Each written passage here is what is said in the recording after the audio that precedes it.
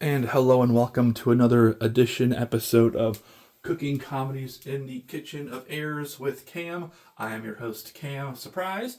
Today we are doing another live leftovers episode, and we're gonna jump right into it. No shout outs because this is the second episode of the week. Before we do, I guess, please forget to like and subscribe because, as always, I don't do this for the likes, the subscriptions, or anything else. I do this as a reminder to show that you can mess up, and that's okay. Starting today, we're going to move this out of the way. Starting today, we're going to, I should have let some of these things actually thaw a little more. Like, the potatoes are coming right out of the fridge. So I'll let them thaw a little more. That's okay, though. I'm going to move this over here, put these in here. Our timing is probably going to be a little off today again, and that's okay. I did let the meat tenderize for the past little while, so that's a good time right there. And yeah, we're going to start with this right away. We're going to not have it do that much, but we're also going to turn this on.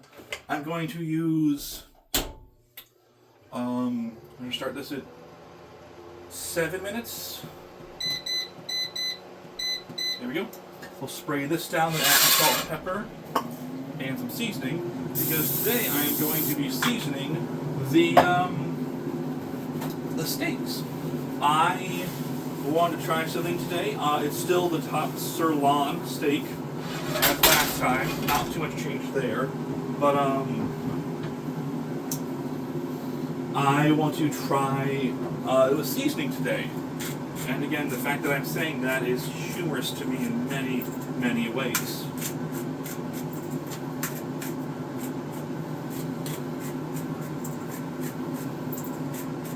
I need to get a better grinder for myself, because I don't like how it's done. I'm not going to get one of those, like, bigger ones, but yeah.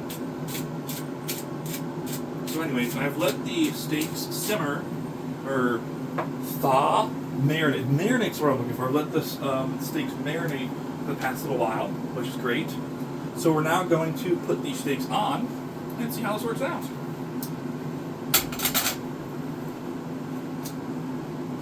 What I did today, before I put them on, I'll show you, is I cut the steak in half because I wanted to see if I could get a more even cook that way, or for it to cook quicker. I don't know if it's going to happen, but I thought that might be a fun experiment to try. And as we all know, this is about trying and experimenting. So there's that. I'm actually going to put that right there. Again, I don't need to worry about germs today. I still need to, but not as much, because we're not dealing with chicken.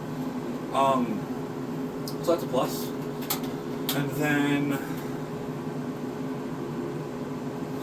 yeah. So while we're waiting for this to heat up, I hope everyone's had a good week so far. This is recording, right? This is, again, a live leftovers episode, which means it's going on YouTube, not on Facebook, and that's okay. As always, it's ironic that I call it live leftovers because it is not live on Facebook. I might do a live stream on YouTube once or twice, or we'll see how that works out, but for right now, live leftovers will be the recorded episodes, which, humorous, funny stuff, right? So, I officially finished Metroid Prime 4 Beyond for the second time, played it on normal mode. You're going to hear me give some good and some bad, so it's not all just a bunch of hate, because I know I've been hating on this game a lot.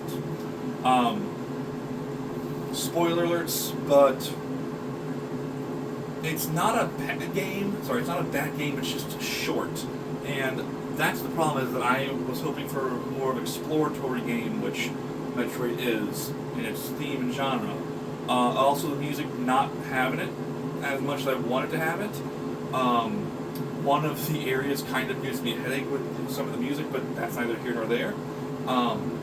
The end game boss his anger terrifies me. I lost a few times in the last round against the final boss this time, because normal is more difficult than easy, and I was not. I was aware of that part, but I wasn't sure of I did not keep a good eye on my health. But the creepy thing is that when he gives you a game over screen, you can hear his laugh. And his laugh is like menacing. It's almost like it is a definite villain laugh of like chaos. I'm trying to think of what's related to, but it's pure evil, it's pure spite, pain, and just anger. And that for me was probably the most terrifying part. I will say, I did adjust to a few things. Now, I think the other thing was the first time I played through this game, I had a really hard time dodging enemies because I read the instructions wrong, so that's 100% on me. That you were supposed to double tap a button instead of single tapping, because I'm used to single tapping the button in this series on GameCube / on the Wii for the other Metroid Prime games. First off of the episode, and in this playthrough, I figured out how to dash. I figured out how to dash to the side and to juke. And for those of you who don't know, I am a very defensive-oriented person. And what I mean by that is, when I play games, or in sports, I love defense more than I love offense. And the reason why I like defense more is, if the defense works the way it's supposed to, it's going to be really hard for the other team to score and therefore win.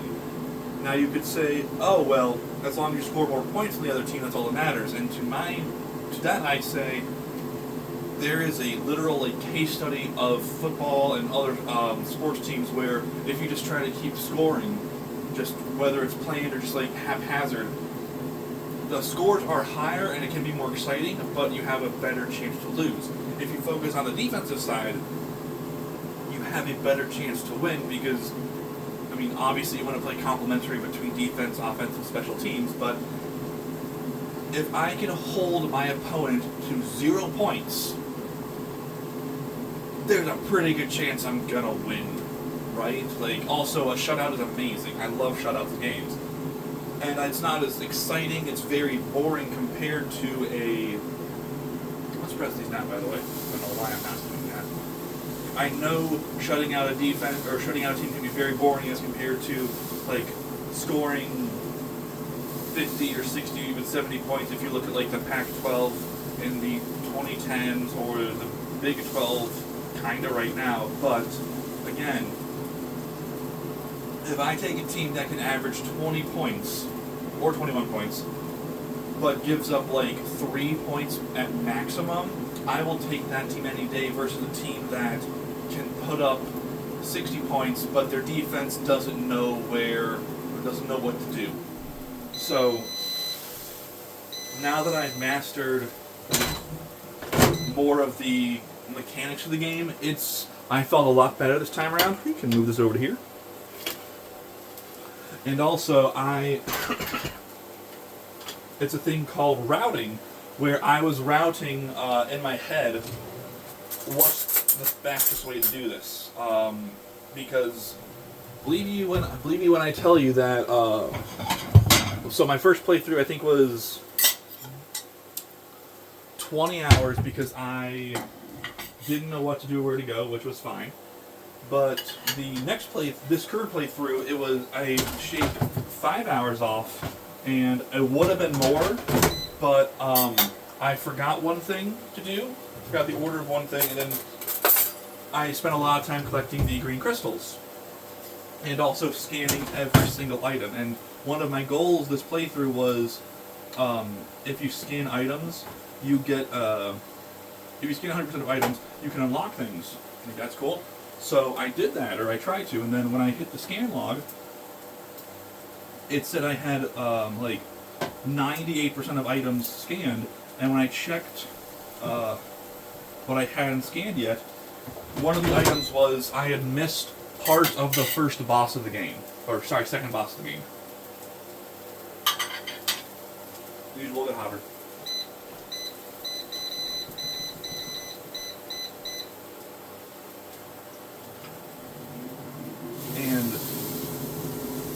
So the first Dungeon Guardian is this flower thing called Carvex, I believe, and you have to scan it. You have to scan its vines. You have to scan these parts on its body.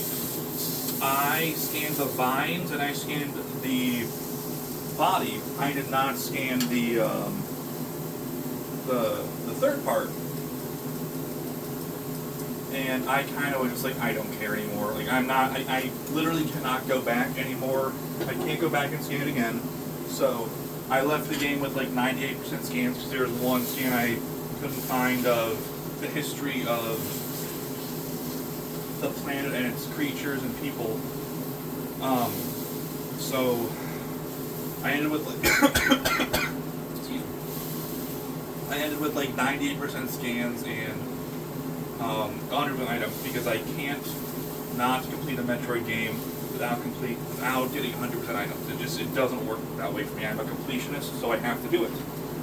I'm gonna take a break from that game, I think, for a while.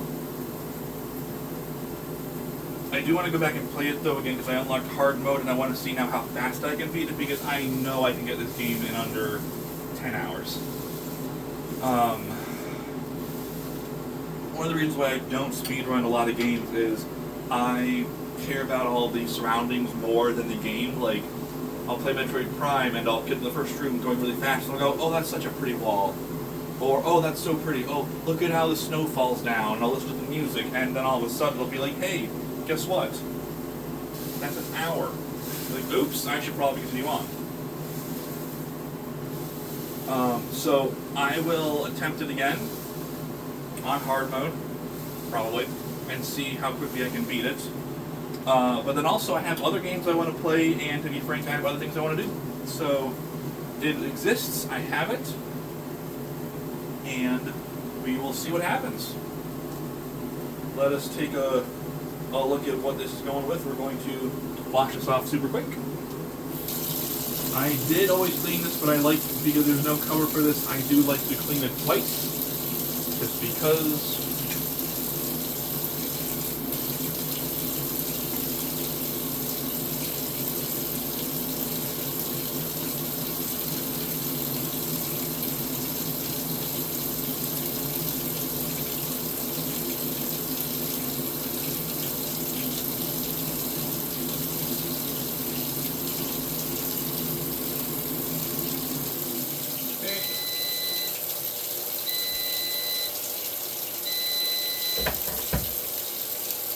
excellent. All right. Let's clean this. Let's dry this off. Excuse me, and then we will check how cooked the meat is. I wanted to say the word tenderized, but I don't think that's the correct term at this point. Have to go over there. All right. Let's see how we're looking. Oh, you turned off the moment I put you in. That works. Work, but yeah, okay. So it's that is.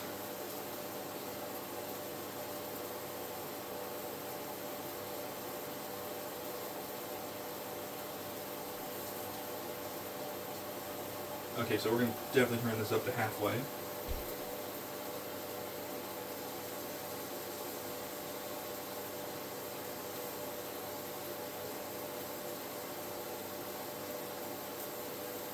Okay, so this is looking good. This is 164.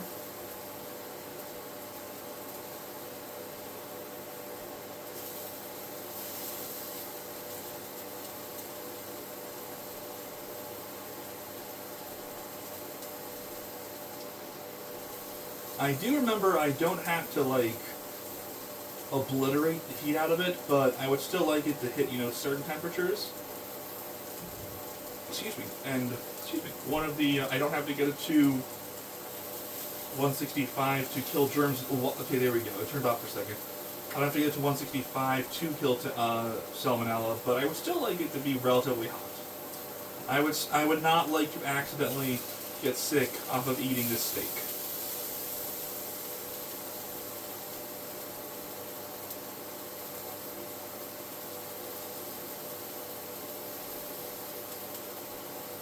I mean, it would make sense that, so the thicker one is slightly cooler, and that does make sense because it is thicker.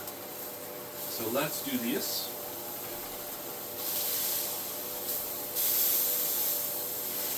I have a feeling I probably should have done that. I probably should have cut the steak in half. Like, someone's gonna get mad, but what else?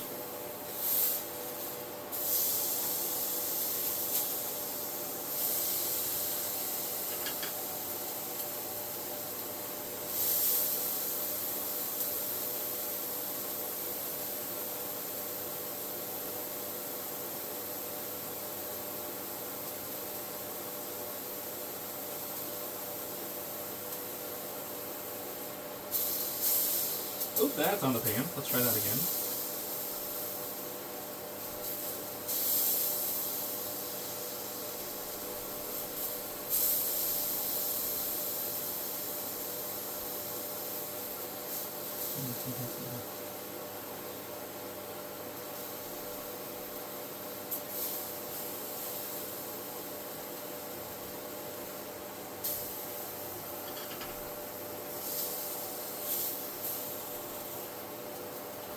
So let's also put some more seasoning on. Let's put a little more seasoning on, not too much.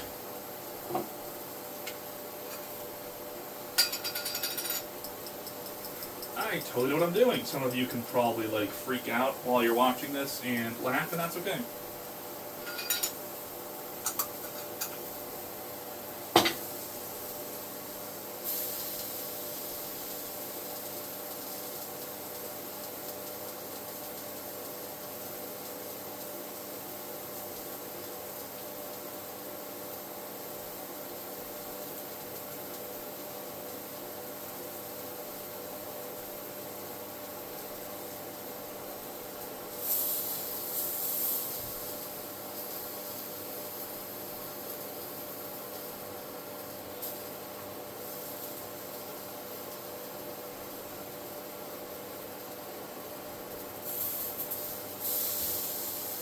Okay.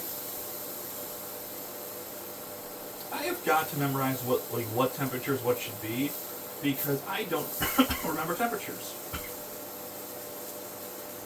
I'm aiming for like 150, and it's approximately there, about 140. And then this one, obviously, because it's thinner, is 160 and like 160. Ooh.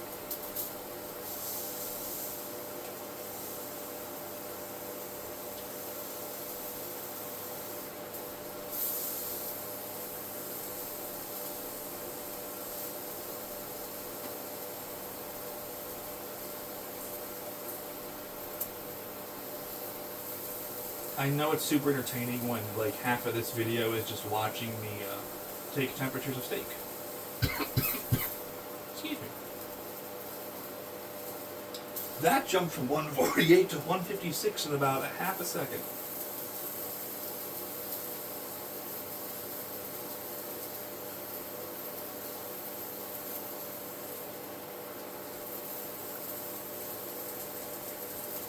Let's see how burned it is now on this side.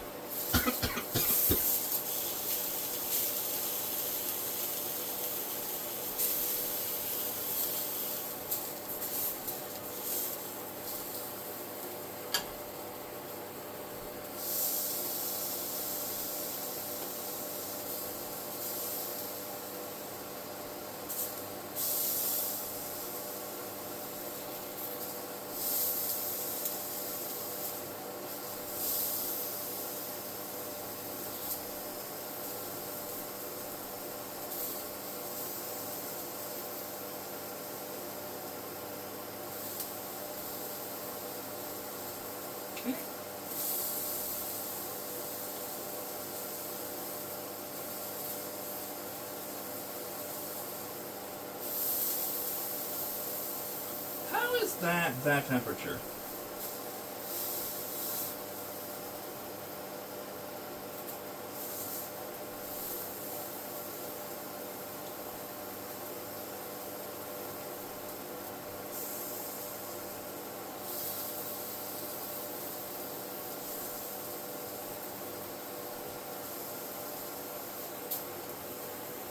I should have Googled that, but okay, I did not. Oh well, oopsies. Alright, so let's put the broccoli in the air fryer.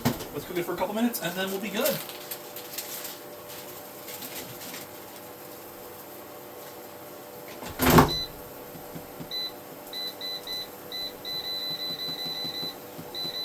Okay. Work.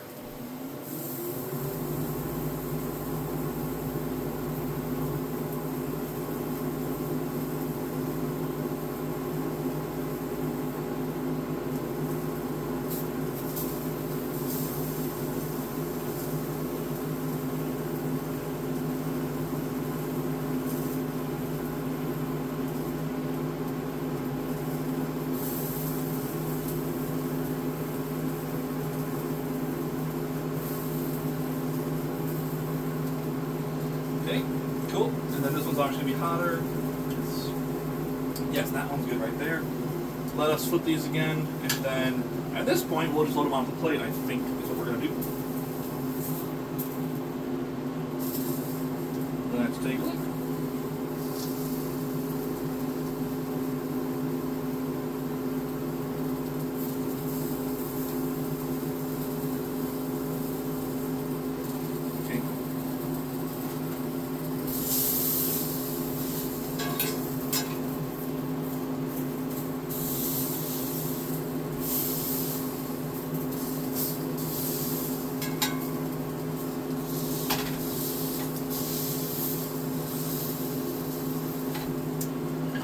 I am not caring too much about decorating the plate tonight because I don't want to when I don't have to. So we're not going to worry about that. Off.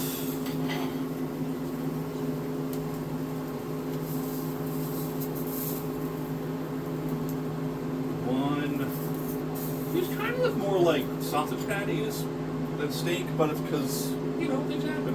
I'm going to turn this off.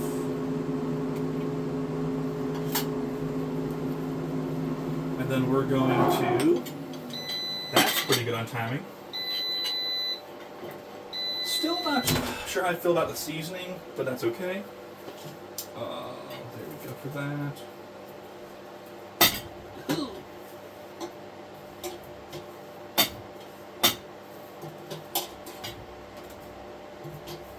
Ah, come on, potato work.